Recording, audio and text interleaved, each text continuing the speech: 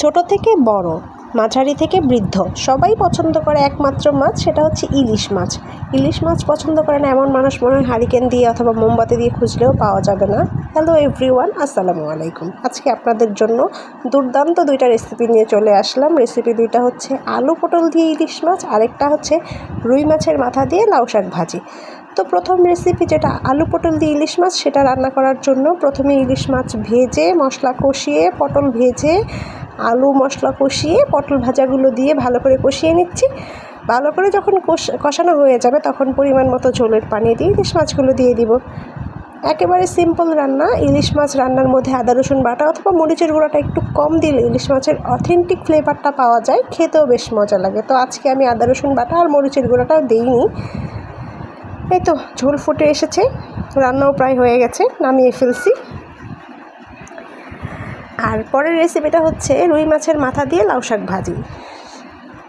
যে কোনো ধরনের শাক পাতা দিয়ে মাছের মাথা অথবা মাছ দিয়ে ভেঙে চড়ে রান্না আমার ভীষণ পছন্দের একটা রেসিপি। তো আজকে লাউ শাক দিয়ে রুই মাছের মাথা দিয়ে রান্না করার জন্য মাছগুলো আগে ভেজে নিয়েছি। তারপরে পরিমাণ মতো তেল, লবণ, পেঁয়াজ, মরিচ, হলুদের গুঁড়া, মরিচের গুঁড়া সব কিছু দিয়ে ভালো করে কষিয়ে নেব।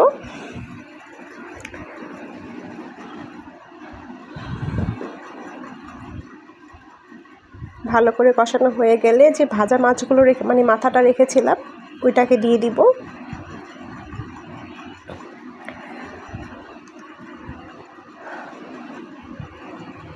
ও হ্যাঁ, বলতে ভুলে গিয়েছি, আজকে লাউ শাকের মধ্যে একটু আলু দেবো, এই জন্য আলুটাকে কষিয়ে নেব, তারপরে মাছের মাথাটা দেবো, কারণ আলুটা সেদ্ধ হতে হবে। এই জন্য আলুটাকে ভালো করে কষিয়ে নিচ্ছি। আলুটা ভালো করে কষানো হয়ে গেলে যখন তেল উঠে উঠে আসবে তখন ভাজা মাছগুলো দিয়ে দিব। ভাজা মাছের মাথাটা দিয়ে ভালো করে কষিয়ে নেব, কারণ কষানোটা যত ভালো হবে খাবারটাও তত বেশি স্বাদ হবে।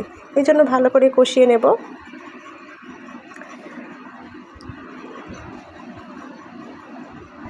যে কোনো ধরনের শাক, সেটা হোক লাউ শাক অথবা মিষ্টি কুমড়া শাক, পুঁই শাক অথবা পালং শাক অথবা ডাঁটা শাক অথবা কলমি শাক, যেই শাকই হোক না কেন, মাছের মাথা দিয়ে ভেঙে চুড়ে রান্নার যেই রেসিপিটা হয় এরা আমার ভীষণ পছন্দের। তো লাউ শাকগুলো দিয়ে দিচ্ছি। এই লাউ শাকগুলো আমাদের গাছে আমার শাশুড়ি মা লাগিয়েছিল, সেই গাছ থেকেই লাউ শাকগুলো তুলে আনা হয়েছে। তারপর ভালো করে কষিয়ে নিচ্ছি। মাছের মাথার সাথে লাউ শাকটাকে ভালো করে মিশিয়ে নেব।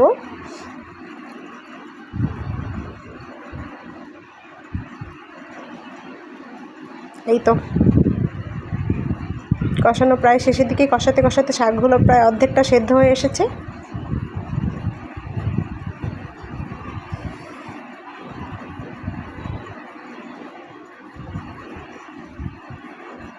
ভালো করে কষানো হয়ে গেলে ঢেকে ঢেকে রান্না করে নেব। এই তো প্রায় শেষের দিকে।